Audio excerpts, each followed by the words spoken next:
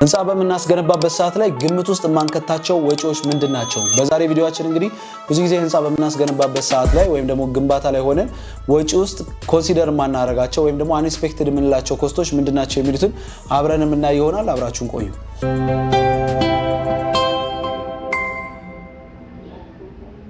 ሰላም በድጋሚ እንኳን ደህና መጣችሁ። ብዙ ጊዜ ህንጻ በመገነባበት ሰዓት ላይ በጣም ኮንሲደር ልናረጋቸው የሚገባ ግን በጣም ብዙ ጊዜ እየረሳናቸው ለአላስፈላጊ የሆኑ ወጪዎችን የሚያደርጉን በጣም ብዙ ነገሮች አሉና ዛሬ እነሱን ዲስከስ የምናደርግ ይሆናል ማለት ነው። እንግዲህ ለዩቲዩባችን አዲስ ከሆናችሁ ሰብስክራይብ ማድረጋችሁን አትርሱ። ያያ ኮንስትራክሽን ጋር አብራችሁ መስራት የምትፈልጉ ከሆነ ከ10 ዓመት በላይ እንግዲህ ኤክስፒሪየንስ አለን። አብራችሁ መስራት የምትፈልጉ ከሆነ እንግዲህ ከዲዛይን ጀምሮ እስከ ግንባታ ድረስ ከተለያዩ ፕሮጀክቶች ላይ ሀገር ውስጥም ውጭም ያላችሁ እየደወላችሁ እንግዲህ አብረን እየሰራን ነው። እናንተም እንግዲህ ከኛ ጋር አብራችሁ መስራት የምትፈልጉ ከሆነ ከረንትሊ እየሰራናቸው ያሉ ፕሮጀክቶችም አሉ፣ እነሱ ማየት ትችላላችሁ። እንዲሁም ደግሞ ሰርተን ያስረከብናቸውም ስላሉ ከነሱ ጋር እነሱንም እየላክንላችሁ አብረን መስራት እንችላለን። ስልካችን እንግዲህ 24/7 ክፍት ነው። ኤኒ ኩዌስችን ካላችሁ በነፃ የምክር አገልግሎትም የምንሰጥ ይሆናል ማለት ነው። በዋትስአፕም በቴሌግራምም ኮንታክት አድርጉን እዚህ ሀገር ውስጥ ከሌላችሁ። እዚሁም ሀገር ውስጥ ከሆናችሁ እንግዲህ በአካል ደውላችሁ ወይም ደግሞ በአካል ቢሮአችን መታችሁ ያለው ሙሉ ኢንፎርሜሽን መውሰድ ትችላላችሁ። ቶፒካችን በምንመጣበት ሰዓት ላይ አብዛኛውን ጊዜ ኮንሲደር ልናረጋው የሚገባ ግን ማናስባቸው የበጀት አይነቶች አሉ። እነዚህ እንግዲህ አንደኛው የፕራይስ ኢንፍሌሽን ወይም ደግሞ የዋጋ ኢንፍሌሽን የመጨመር ነገር ብዙ ጊዜ ኮንሲደር አይደረግም። ሀገራችን ላይ እንግዲህ ብዙ ጊዜ ዛሬ የነበረው ኮስት ነገ ወይ አድሮ ከአንድ ቀን ከሁለት ቀን በኋላ እንግዲህ በጣም እየጨመረ ነው። በተለይ የብረት ኮስትን በምታዩበት ሰዓት ላይ እኔ አሁን ከረንትሊ የገዛሁት ብረት በ178 ብር ሂሳብ ነበረ ኪሎ። አሁን እንግዲህ ወደ ኦልሞስት ወደ 190 ምናምን ብር ገብቷል ማለት ነው። ያ ማለት ኦልሞስት ወደ 10% ገደማ ጨምሯል ማለት ነው። አንድ ኪሎ ላይ ወደ 10 ብር ገደማ ነው የጨመረው። እኛ ሀገር ላይ ኢንፍሌሽን ብዙ ጊዜ ኮንሲደር አይደረግም፣ ግን እንደውም እኛ ሀገር ላይ ነው በጣም መታየት ያለበት። ከ10% እስከ 25% ኢንፍሌሽን ምን ጊዜም ኮንሲደር መደረግ አለበት። ሲሚንቶ በ1000 ብር የገዛችሁት ወይም ደግሞ 1000 ብር እየገዛችሁ የነበረ ከሆነ አሁን ላይ 1200 1250 ገብቷል። ይሄ የ250 ብር ልዩነት በአንድ ኩንታል ላይ እንግዲህ በልክ በምትገዙበት ሰዓት ላይ አፌክት እያደረጋችሁ ይሄዳል ማለት ነው። ይሄ ሳይለንት ኪለር ነው ራሱ የሚባለው። አንድ ኤስቲሜት በጀት የተደረገለት ቢልዲንግ ወይም ደግሞ በአመት ውስጥ ያልቃል ከተባለ በዛ አመት ውስጥ ብቻ በጣም ብዙ እየጨመረ ኢንፍሌሽኑ በጣም ኢንክሪዝ እያደረገ ነው እየሄደ ያለውና ይሄ አንዱ ሳይለንት ኪለር የሚባለው ነው ማለት ነው። እንግዲህ ይሄንን በጣም ኮንሲደር ልታደርጉት የሚገባ ነው። በተቻላችሁ አቅም በጀት ስታደርጉ ከ10 እስከ 25% ኢንፍሌሽን ሊኖር ይችላል ብላችሁ ኮንሲደር ልታደርጉ ይገባል ማለት ነው። በሁለተኝነት እንግዲህ የዲዛይን መቀያየር ነው። ብዙ ጊዜ በተለይ ፓርቲሽኖች ላይ በጣም ብዙ ጊዜ የዲዛይን ቼንጆች ይመጣሉ። እየተገነባ ያለ ኦልሞስት ተገንብቶ ያለ ቢልዲንግን አንድ ሰው ሀሳብ ሲሰጣችሁ ተመልሶ ያንን ቢልዲንግ አፍርሶ ከእንደገና ደግሞ መልሶ ማስተካከል አይነት ነገሮች ይፈጠራሉና እነዚህን በምናደርግበት ሰዓት ላይ G+10 የሆነ ቢልዲንግ የምትሰሩ ከሆነ ለነዛ ሙሉ ፍሎሩን ፓርቲሽኑን በምታስተካክሉበት ሰዓት ላይ አንደኛ አዲሽናል የሆነ ኮስት ትጨምራላችሁ። ያ የምትጨምሩት የማቴሪያል ኮስት አለ፣ ሌበር አለ፣ ፕላስ ከእንደገና ደግሞ ታይም አለ። ፕላስ ከምንም በላይ ደግሞ ኳሊቲ አለ። ኳሊቲ ማለት በምታፈርሱበት ሰዓት ላይ ብዙ የምታናጉት ነገሮች ስላሉ እነዛ ላይም የህንጻችሁን ወደ ክራክ የማድረግና ኳሊቲውን የመቀነስ ነገሮች ሊፈጠሩ ይችላሉ ማለት ነው። ያም ደግሞ አዲሽናል ኮስት ውስጥ ሊከታችሁ ይችላል። በየጊዜው የዲዛይን ሀሳብን መቀየር ተገቢ አይደለም።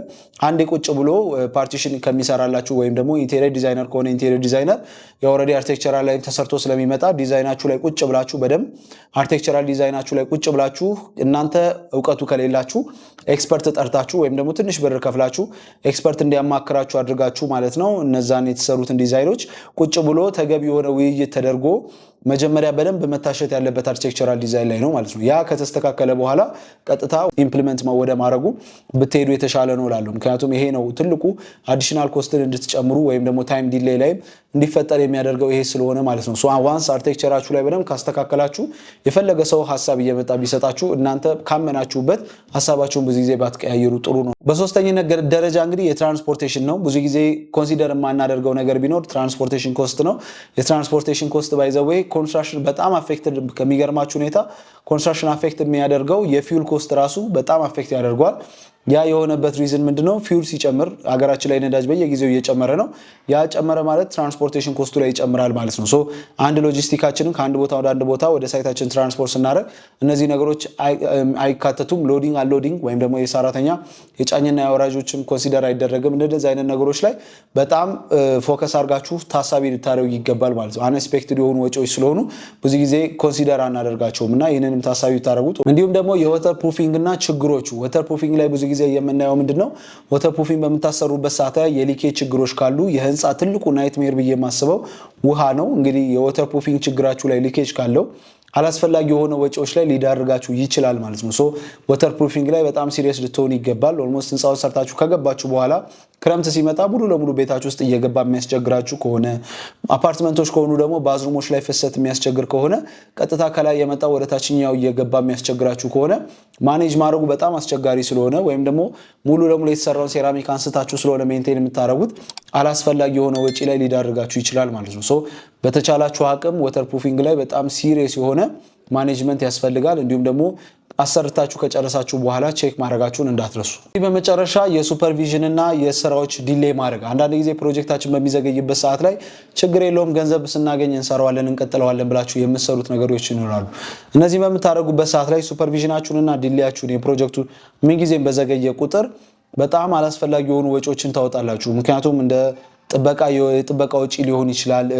የተለያዩ የሚከፋፈሉ ነገሮች ይኖራሉ። ግንባታ ፍቃዳችሁም ኤክስፓየር ሊያደርግ ይችላል። ያ ማለት ግንባታ ፍቃዳችሁን ደግማችሁ ፕሮሰስ አድርጋችሁ ተመልሳችሁ ከነገና ከአዲስ ነው የምትጀምሩት ማለት ነው። ሶ እንደነዚህ አይነት ዲሌዎችን በሚፈጠሩበት ሰዓት ላይ በጣም ላላስፈላጊ የሆኑ ወጪዎችን ታወጣላችሁ። ሶ ምንጊዜም በጀታችሁን መጀመሪያ ሴት አድርጋችሁ አስተካክላችሁ መሆን ያለበት ማለት ነውና ሱፐርቪዥን ላይ በጣም ወሳኝነት አለው። አንድ ሱፐርቫይዘር ቀጥራችሁ ብታሰሩ ይሻላል። ምን ጊዜ በተለይ ፊኒሺንግ ላይ አላስፈላጊ የሆኑ ዌስቴጆች ሊፈጠሩ ስለሚችሉ እነዚህ ነገሮች ማኔጅ የሚያደርግላችሁ አንድ ሱፐርቫይዘር ሳይታችሁ ላይ ምን ጊዜም በእናንተ በኩል አስፈላጊ ነው ብዬ አስባለሁ። እንደዛ ማድረግ ይኖርባችኋል ማለት ነው። ሶ ስራውን ስለሰጣችሁት ብቻ ኮንትራክተሩ በቂ ነው ማለት አይደለም። ለእናንተም ደግሞ ሱፐርቫይዝ የሚያደርግላችሁ በእናንተ በኩል ደግሞ ብትቀጥሩ ሞር የተሻለ ነው ማለት ነው። ሶ እንደ ሱፐርቫይዘር ወይም አማካሪዎች ይዛችሁ ከነሱ ጋር አብራችሁ መሰሩበት ሚስ ብታመቻቹ ጥሩ ነው። እንግዲህ ለነበረን ቆይታ ይህንን ይመስል ነበረ። ብዙ እንደተማራችሁበት ተስፋ አደርጋለሁ። ሐሳብ አስተያየት ካላችሁ ኮሜንት ላይ አስቀምጡልኝ። እናንተስ ህንጻችሁን ለማስገንባት ወይም ደግሞ በምታስገነቡበት ሰዓት ላይ የገጠማችሁ ችግር ምንድነው የሚለውን እስቲ ኮሜንት ሴክሽን ላይ አስቀምጡልኝ። ብዙዎቻችን እንማርበታለን ብዬ ተስፋ አደርጋለሁ። እንግዲህ ኤኒ ኮሜንት ካላችሁ ኮሜንት ሴክሽን ላይ ብጽፉልኝ ደስ ይለኛል። እንግዲህ ለነበረን ቆይታ ከልብ አድርጌ አመሰግናለሁ። አብራችሁ መስራት የምትፈልጉ አሁንም እኛ እጃችንን ዘርግተን እናንተን እየጠበቅን ነው። ደውሉልን። ለነበረን ቆይታ ከልብ አድርጌ አመሰግናለሁ። ሰብስክራይብ ማድረጓን ግን እንዳትረሳ ፕሊዝ ሰብስክራይብ አድርጉ። መልካም ቀን